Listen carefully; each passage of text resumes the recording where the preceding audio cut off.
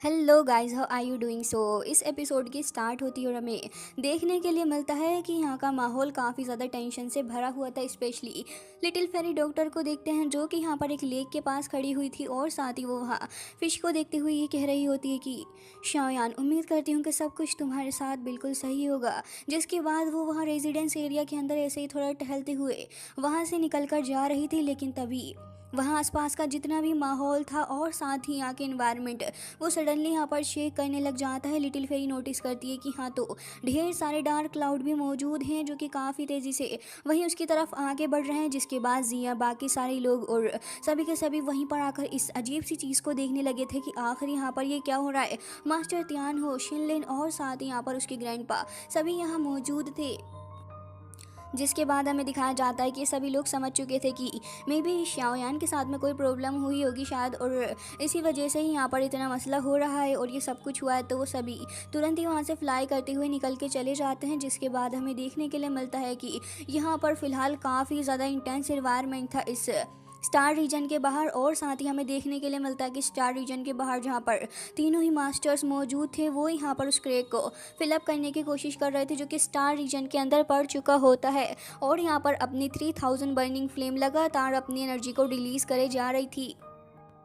तभी हमें देखने के लिए मिलता है कि यहाँ पर ये माहौल देखने के बाद शुआन कोंगजी तो तुरंत ही यहाँ पर अपनी पावर का इस्तेमाल करने लगे होते हैं और वो कह रहे थे कि हमने इस फाइनल सील को भी रिपेयर कर दिया है। लेकिन तभी में शुआनी को देखते हैं जो कि काफ़ी टेंशन में नज़र आ रही थी। वो ये कह रही होती हैं कि मुझे समझ नहीं आ रहा कि शाओयान इस जगह के अंदर पता नहीं किन चीज़ों से यहाँ पर डील कर रहा होगा। तभी यहाँ पर मास्टर क्यों आ जाते हैं और कह रहे थे कि शाओयान के फ्रेंड्स यहाँ पर आ चुके हैं और वो सभी काफ़ी टेंशन में नज़र आ रहे हैं। वो सभी ये बोल रहे हैं कि उन्हें तो फ़िलहाल इस जगह से निकल के जाना है। वो यहाँ पर शाओयान को ढूंढने की बात कर रहे हैं। ये सुनने के बाद तो ये सारे के सारे फ़िलहाल इसी सोच में पड़ जाते हैं और हमें दिखाया जाता है कि सभी काफ़ी टेंस्ड भी थे। जिसके बाद हमें देखने के लिए मिलता है कि अभी फ़िलहाल के लिए सारे उसी जगह पर आ जाते हैं। तभी मास्टर क्यों कह रहे थे कि ये रहे उसके फ्रेंड्स। तभी little fairy doctor, master Tian हो और साथ ही जियान को देखते हैं। अब यहाँ पर काओ यिंग और साथ ही सोंग भी मौजूद था। जैसे ही वो इन सबको देखते हैं तो उनके चेहरे उदासी से लटक चुके थे जो कि इस बात को जाहिर कर रहे होते हैं कि शाओयान उनके साथ नहीं आया है। अब यहाँ पर लिटिल फेरी डॉक्टर अब यहाँ उस लड़की दान चैन की तरफ भी देख रही होती है जो कि एक सैड सा फेस बना लेती है। तभी यहाँ पर लिटिल फेरी डॉक्टर कह रही थी कि डियर प्रेसिडेंट, मुझे पता है कि यहाँ पर अभिदानता के अंदर यानी कि पिल सिटी के अंदर इतनी ज़्यादा जो एनर्जी फ्लक्चुएट हुई है वो नॉर्मली तो बिल्कुल भी नहीं हो सकती। और साथ ही लिटिल फेरी डॉक्टर को अब शक भी होने लगा था कि यहाँ पर ये जो एनर्जी है वो वाकई में काफ़ी ज़्यादा ख़तरनाक है। तो वो पूछ रही होती है ये तो क्या शाओयान सेफ भी है या फिर नहीं, उसका मेन कंसर्न यही था। तो मास्टर शुआन कोंगजी कह रहे होते हैं कि माफ़ करना लेकिन वो अभी भी फील्ड के अंदर ही है। ये सुनने के बाद तो जियान को भी एक झटका सा लग ही जाता है और साथ ही मास्टर तियान हो भी यही देख रहे थे। तभी यहाँ पर वो बताने लग जाते हैं कि असल में 3000 बर्निंग फ्लेम जो है स्टार रीजन के अंदर उसकी सील को यहाँ पर फील्ड के साथ में अनअटैच कर दिया गया, जिसके रिजल्ट में यहाँ पर ये जो सिचुएशन है वो हुई है। हालांकि अभी भी हमें कुछ नहीं पता है कि वहाँ क्या चल रहा है। जैसे ही वो स्टेटमेंट देते हैं ये सुनने के बाद लिटिल फेरी डॉक्टर तो काफ़ी गुस्सा करती है और साथ ही यहाँ पर कह रही थी कि तो इसका मतलब ये है कि तो वहाँ पर शाओयान ही अकेला जो कि अभी तक बाहर नहीं आ पाया। अब ये सुनने के बाद यहाँ पर मास्टर कहते भी क्या, क्योंकि असल में सच्चाई तो यही थी। लिटिल फेरी डॉक्टर ये सच सुनने के बाद बहुत ही ज़्यादा भड़क जाती और कह रही थी कि आखिर ऐसा कैसे हो सकता है, आखिर आप लोग ऐसा कैसे कर सकते हो।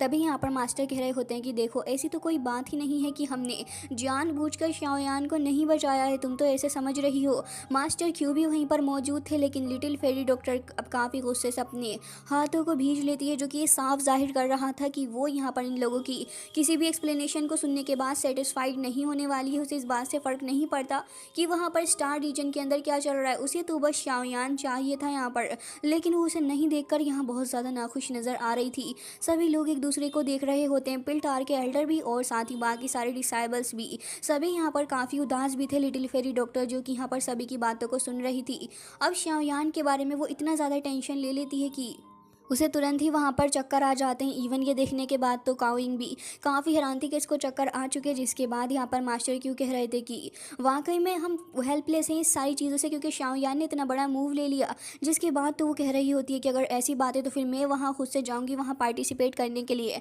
मास्टर तियान हो तो इस चीज़ के लिए रेडी थे, साथ ही लिटिल जियान भी इसके लिए रेडी थी।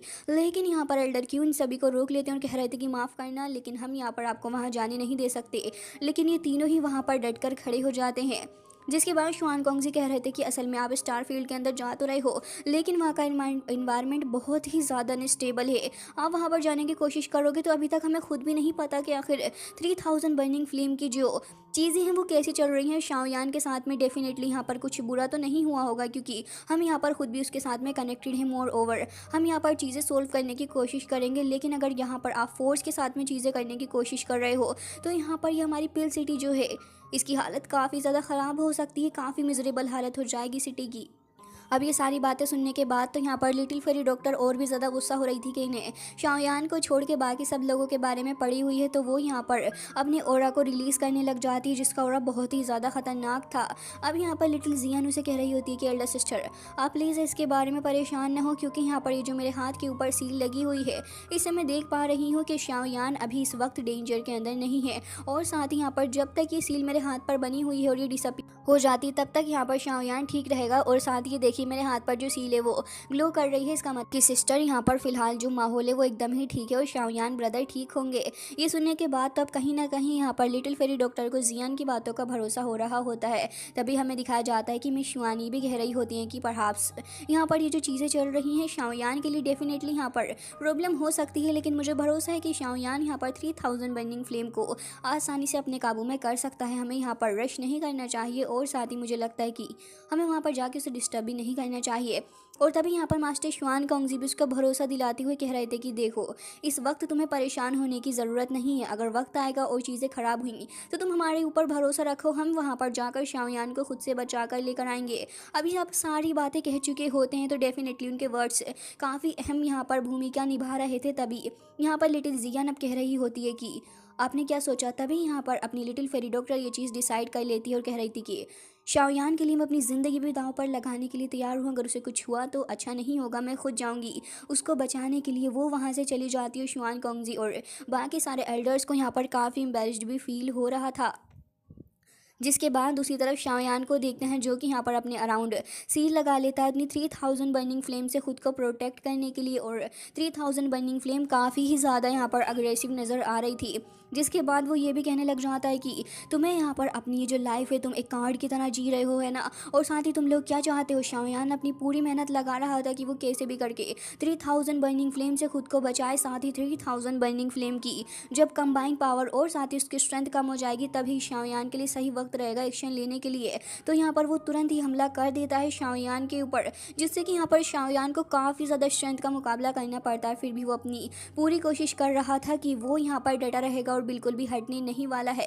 तभी यहाँ पर 3000 बर्निंग फ्लेम एक बार फिर अपनी फ्लेम्स का यूज़ करते हुए शाओयान के ऊपर हमला कर दिया था और इस बार का हमला पहले से भी ज़्यादा ताकतवर था।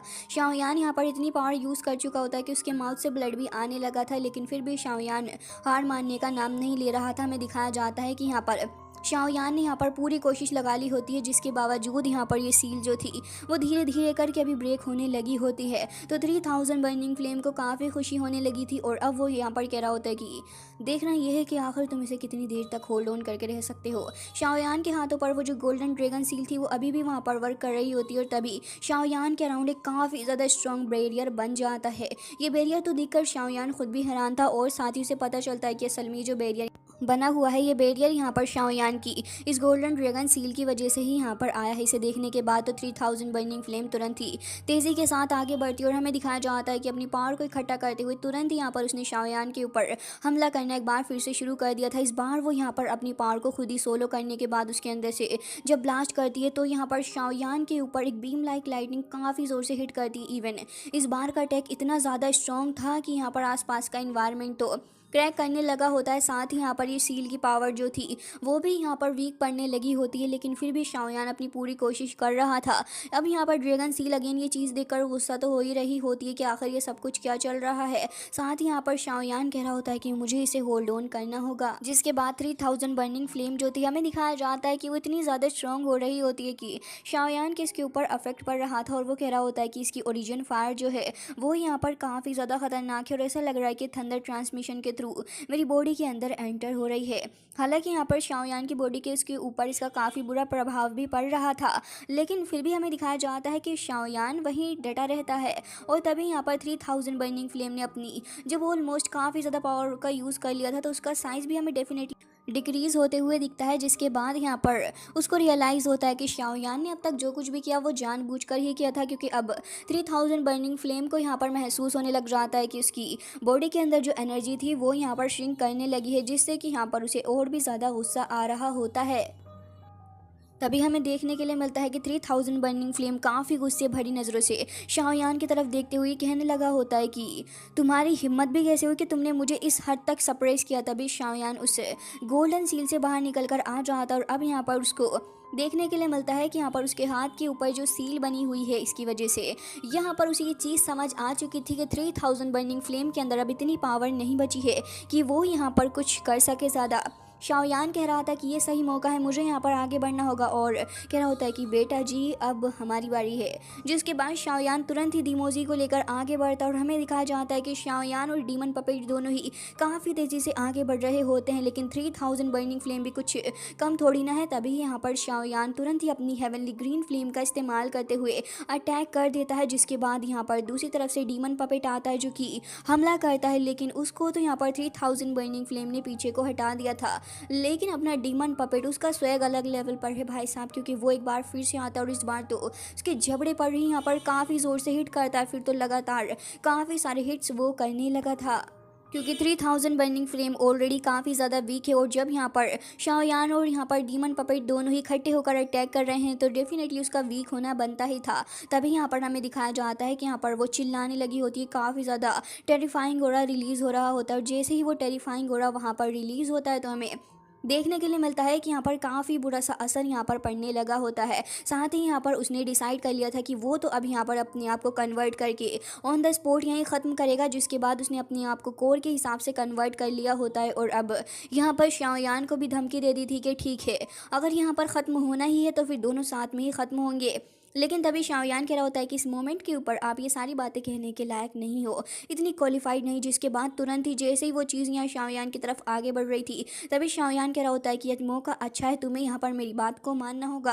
और वो तुरंत ही अपने हाथ को आगे बढ़ा देता है और उस सील को एक्टिवेट करते हुए काफ़ी तेज़ी से वहाँ जा रहा था। लेकिन सरप्राइजिंगली हमें देखने के लिए मिलता है कि अभी भी यहाँ पर 3000 बर्निंग फ्लेम ने हार नहीं मानी थी और वो तुरंत ही यहाँ पर ढेर सारे ड्रैगन्स के अंदर कन्वर्ट होकर शाओयान की तरफ को हमला करने लगी होती है। जिसके बाद हमें दिखाया जाता है कि यहाँ पर शाओयान ने भी हार न मानने का डिसाइड कर लिया था, और जैसे ही यहाँ पर वो जाकर टकराता है तो स्टार रीजन के अंदर एक बहुत ही ज़्यादा बड़ा सा एक्सप्लोजन हमको देखने के लिए मिलता है। शाओयान वहीं पर खड़ा हुआ अब इंतज़ार कर रहा था कि अब आखिर क्या होएगा। जिसके बाद हमें दिखाया जाता है कि अल्टीमेटली अपने शाओयान ने 1000 बर्निंग फ्लेम के ऊपर फाइनली जाकर काबू पा ही लिया था, और अब शाओयान काफ़ी ज़्यादा खुश भी था। लेकिन शाओयान ने यहाँ पर यह भी कहा था कि तुम परेशान नहीं हो, मैं कभी भी तुम्हारा इनाम यहाँ पर ख़राब नहीं होने दूंगा। अलायंस के अंदर तुम यहाँ पर मेरे साथ में हो तो तुम याद रखना कि डेफिनेटली मैं तुम्हें ड्रैगन आइसलैंड लेकर जाऊँगा तुम्हारे प्रीवियस मास्टर को ढूंढने के लिए, और तुम्हारी इस विश को फुलफिल भी करने वाला हूँ। जिसके बाद शाओयान अब रिफाइनिंग प्रोसेस शुरू करता है। जिसके बाद हमें दिखाया जाता है कि 2 टाइप ऑफ हेवनली फ्लेम का इस्तेमाल करते हुए इस थर्ड फ्लेम को भी शाओयान अभी कंबाइन कर देना शुरू करता है। दूसरी तरफ लिटिल फेरी डॉक्टर काफ़ी ज़्यादा परेशान हो रही थी, वो अकेले खड़ी हुई होती और उसे बस यही चिंता खाई जा रही थी कि न जाने शाओयान कैसा होगा।